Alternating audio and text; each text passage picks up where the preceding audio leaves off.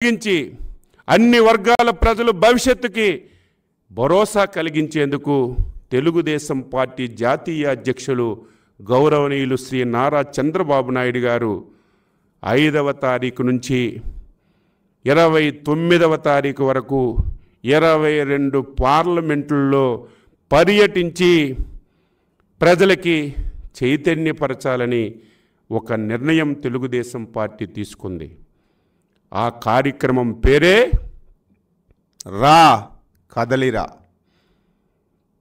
Telugu Desam party రా కదలిరా పేరుతో 5వ తారీఖు నుంచి రేపు 29వ తారీఖు వరకు దాదాపుగా 22 పార్లమెంటుల్లో సభలు పెట్టాలని చెప్పి నిర్ణయించాం. రోజుకు 2 పార్లమెంటుల్లో జరిగినటువంటి బహిరంగ సభల్లో చంద్రబాబు నాయుడు గారు పాల్గొంటారు.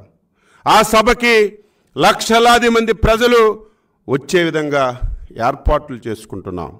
ఆ సభలో జగన్ పాలన పైన ప్రజలు విసిగిపోయి ఒక ప్రభంజనంలాగా కదలి రావటానికి సిద్ధంగా ఉన్నారు.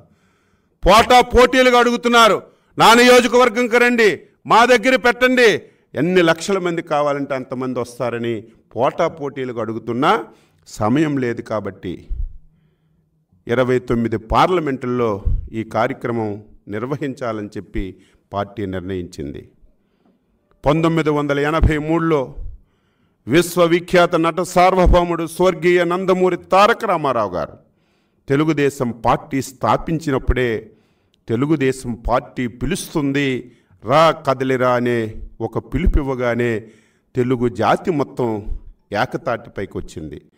నేడు కూడా 83 నాటి పరిస్థితులే ఇక్కడ పునరావృతమవుతున్నటువంటి సంగతులు, అంతకంటే దారుణమైనటువంటి పరిస్థితులు ఈ రాష్ట్రంలో ఉన్న విషయాన్ని కూడా ప్రజానీకానికి తెలియచేస్తున్నాను.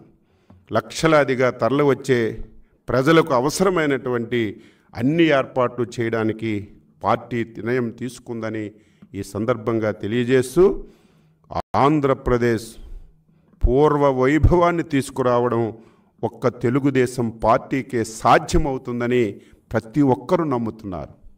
మళ్ళీ మా జీవితాలు బాగుపడతాయి, చెడిపోయిన ఈ రాష్ట్రం మళ్ళీ గాడిలో పడుతుంది, ఉద్యోగ ఉపాధ్యాయ కార్మిక కర్షక అన్ని వర్గాలు మళ్ళీ ఆనందంగా బతకాలంటే ఇంకొక మార్గం లేదు, చంద్రబాబు నాయకత్వంలోనే అది జరుగుతుందని ప్రతి ఒక్కరూ గమనిస్తున్నటువంటి తరుణంలో వైకాపా అకృత్యాల్ని అడ్డుకునే శక్తి సామర్థ్యం ఒక్క తెలుగుదేశం పార్టీకి ఉన్న విషయాన్ని కూడా ఈ సందర్భంగా గుర్తు చేస్తూ స్వర్ణయుగం టీడీపీతో సాధ్యమవుతుందని, తెలుగుదేశం పార్టీతోనే మళ్ళీ రాష్ట్రానికి ఒక నవోదయం